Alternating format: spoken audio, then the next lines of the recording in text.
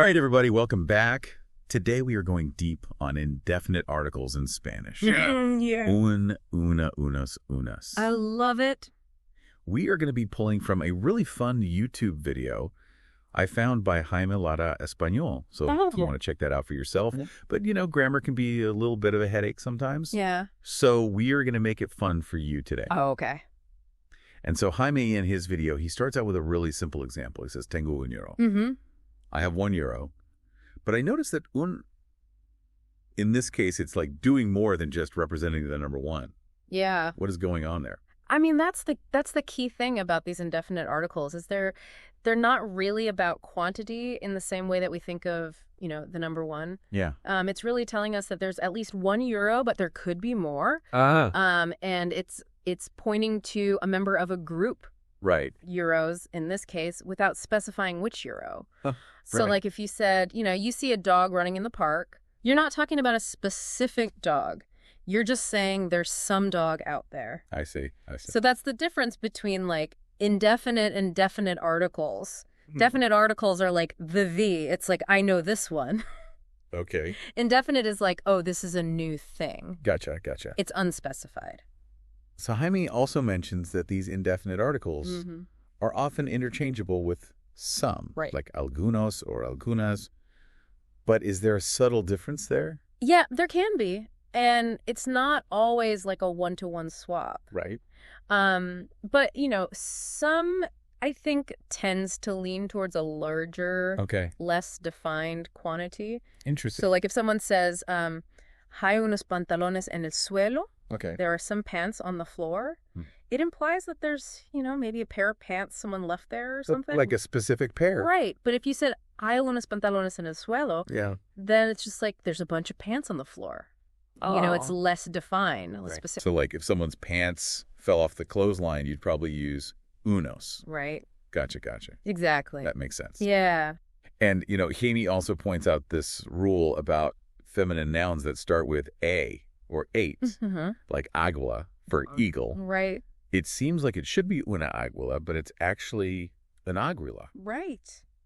Why is that? So this is where the history of the language comes into play. Because a lot of those words actually originally started with an F. Oh. Centuries and centuries ago, and so the pronunciation shifted over time. Interesting. But the grammar retained that little trace of the original F. Oh, wow. So you end up with una águila, and it's not just with aguila. It's with like a lot of words in that category, like hacha for axe or agua for water. Right.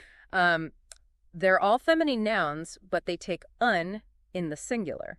And then in the plural, they do become feminine. So you have unas aguilas, right, unas aidas, and so on. So it's like the plural reclaims that femininity. Yeah, you could think of it that way. That is fascinating. Yeah. And what about words like tijeras for scissors? Oh, yeah. He says that's always plural in Spanish. Yeah, always unas tijeras. Why is that? Well, I mean, you think about it. You never really use one blade of a scissor. Right. They come as a pair. And so the language reflects that. The inherent plurality. Yeah. Interesting. Yeah, so it's like gafas, glasses, pantalones, pants, guantes, gloves. Oh, yeah. All these things that kind of come in a pair. Yep. They take the plural form with those indefinite articles. Okay, let's talk about uncountable nouns. Okay. So Jaime talks about things like water, air, and love that we don't typically use indefinite articles with. Right. And I guess that makes sense because they're uncountable. Yeah. You can't have like a water. Right.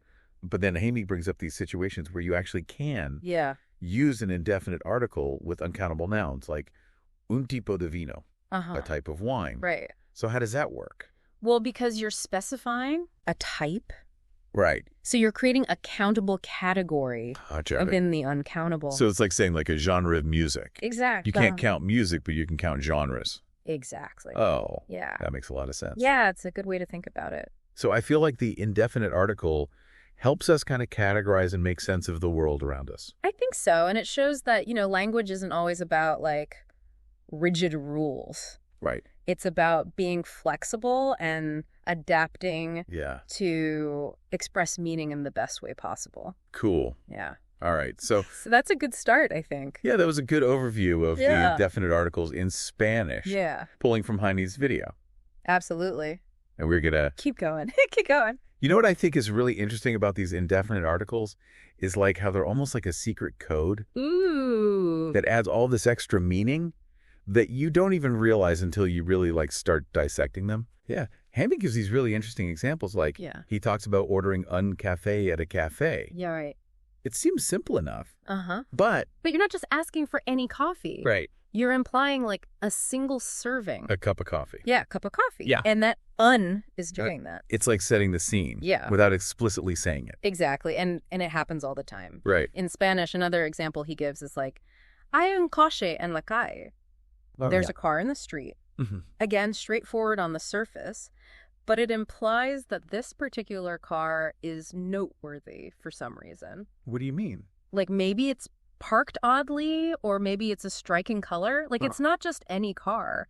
It's a car that like the speaker wants to draw your attention to. I see. So the indefinite article helps us understand what the speaker is focusing on. Yeah, what's important in that moment. Okay, cool. Yeah, and that's happening subconsciously for native speakers. Right. You know, we don't even think about it.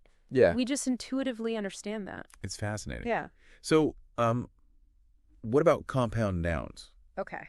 So we talked about like ropa de niño, children's clothing, where you don't use the indefinite article with the second noun. Right. Jaime said that's because they act as one unit. Right.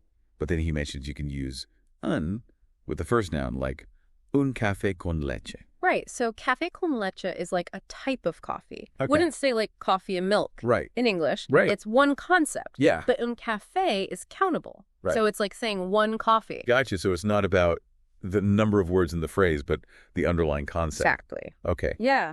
That's interesting. Yeah. And this actually brings us to something that Jaime doesn't specifically cover in his video. Okay.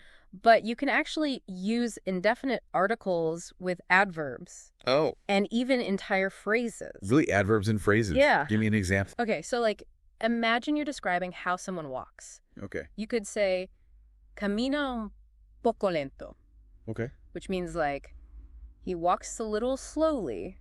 Now, un poco, a little, is an adverb modifying the verb camina. Okay. But we're still using the indefinite article un. So it's like creating a mini phrase a little slowly and treating that as one unit. Exactly. And the same logic applies with phrases. Oh, wow. So like if you want to say someone was slightly shocked, you could say, se quedó un poco en shock. Okay. He was a little in shock. Here, in shock is functioning as a unit. Gotcha. And un poco is modifying that entire unit. So fascinating how Spanish can be so flexible and nuanced like that. Absolutely. Yeah, these seemingly simple words like indefinite articles can be used in so many different ways to create subtle shifts in meaning.